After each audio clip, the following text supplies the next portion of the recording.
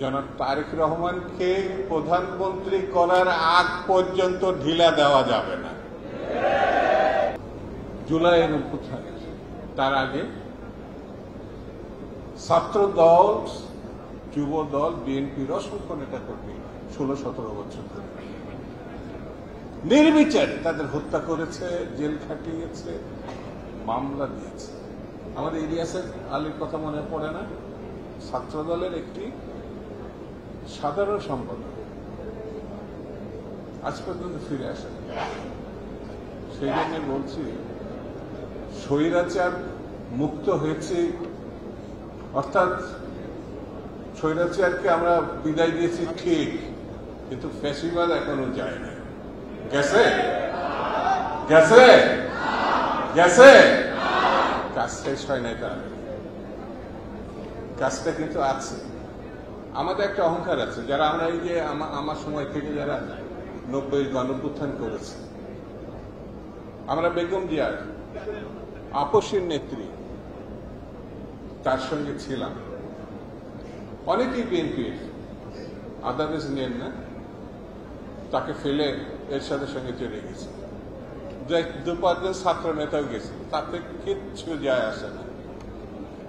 ছাত্রদল দায়িত্ব নিয়েছিল, ছাত্রদল সংগ্রাম করেছে, ছাত্রদল গণঅভ্যুত্থান করেছে এবং দেশ নেত্রীকে প্রধানমন্ত্রী করে ছেড়েছে ছাত্রদল।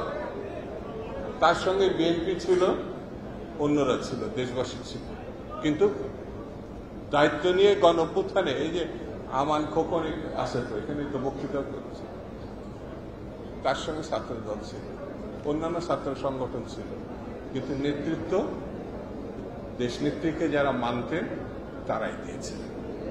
এখন কিন্তু একটা কাজ, আমি বক্তৃতা শেষ করে ফেলব অল্পতে, কারণ মহাসচিব আসে, প্রধান অতিথি বক্তৃতা করবেন। জনাব তারেক রহমানকে প্রধানমন্ত্রী করার আগ পর্যন্ত ঢিলা দেওয়া যাবে না। যাবে যাবে কাজ ধৈর্যের সঙ্গে দেখছে না চারিদিকে। এই যে আমাদের রিপন যেটা বলল, ষড়যন্ত্র, আমান যেটা বলল, ষড়যন্ত্র কিন্তু বন্ধ হয় না। নানান ওসিলায়, নানান ভাবে এই ষড়যন্ত্র করা হচ্ছে। আমরা জানতাম কেউ মারা গেলে, যেটা রিপন ব্যাখ্যা করে বলেছে, সে আমাদের কর্মী, যুবদলের কর্মী, সরকারের কাছে কৈফিয়ত চাবে, কৈফিয়ত চাচ্ছে আমাদের তারেক রহমান সাহেবের কাছে, বিএনপির কাছে। 150 বছর ধরে এরা রাজনীতি করে। ইসলামিক রিপাবলিক অফ পাকিস্তানে তাদের ভোট ছিল না, বাংলাদেশে তো নাই। এদের নাম বললে এরা আবার কষ্ট পায়। ভবিষ্যৎ নাই বলে এই নির্বাচনটা কি করে ঠেকানো যায়, কারণ নির্বাচন হলে তো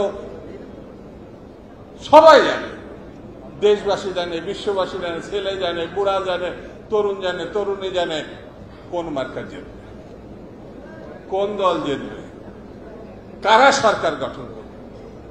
সেই জন্য ঠারে ঠুরে কি করে ঠেকানো যায়, এই জায়গায় একটু ধৈর্য নিয়ে আমাদের কিন্তু চলতে হবে। ষড়যন্ত্র হবে, ষড়যন্ত্র পা দেওয়া যাবে না, নানান কায়দায়, নানান ভাবে।